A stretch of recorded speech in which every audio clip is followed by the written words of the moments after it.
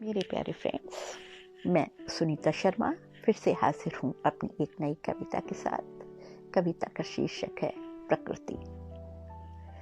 प्रकृति है वरदान, मत बनाओ इसे अभिशाप। कहीं ऐसा ना हो भुगतना पड़ेगा हमें प्रकृति का दुष्प्रकोप। जीवन के लिए है जरूरी प्रकृति, पर स्वार्थ लिप्त हम ऐसा सोचते कहाँ सोचा हमने जब काटा वह नीम, वह बरगद, वह पीपल, वह आम, वह देवदार, वह सागवान, वह चंदन और वह अशोक।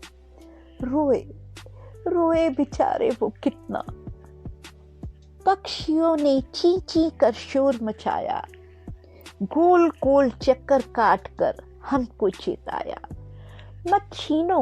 मत छीनो घर हमारा, पर कहाँ पसीजा कुल्हाड़ा हमारा। हम तो आदम लोग हैं, कहाँ समझते हैं प्यार की भाषा, कहाँ सुन पाते हैं दूसरों की सिसकियां। सच पूछो तो हमने कत्ल ही नहीं किया नीम, पीपल, बरगद, अशोक, आम का। हमने खुद ही उजाड़ ली कहीं अपनी दुनिया। अब तक तो हमें पता लग जाना चाहिए जब मरते हैं बेजुबान कहीं, बदले में कितना ही कुछ दफन हो जाता है वहीं।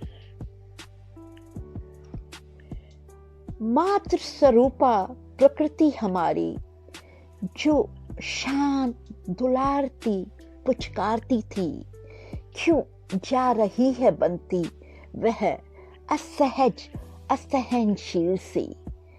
प्रकृति शक्ति रौद्र रूपा कहीं वह अनिल तो कहीं वह अनल।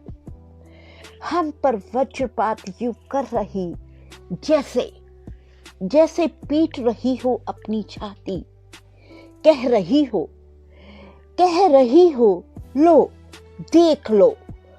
देख लो मेरी शक्ति। चेताया था ना करो मुझसे छेड़खानी। लगता है अदृश्य रौद्र रूपा प्रकृति अब कहीं कर रही है दुनिया पर राज। चेता रही है हमें बारंबार, अभी भी है समय, दे रही हो संदेश। सुन लो तुम सभी, याद रखो जब मैं स्वस्थ होंगी तब ही बच सकोगे तुम भी।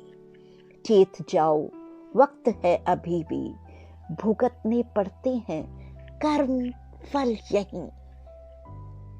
ऑक्सीजन को तरसते इसीलिए भुगतने पड़ते हैं कर्म फल यहीं। ऑक्सीजन को तरसते इसीलिए, पर फिर कहीं ऐसा ना हो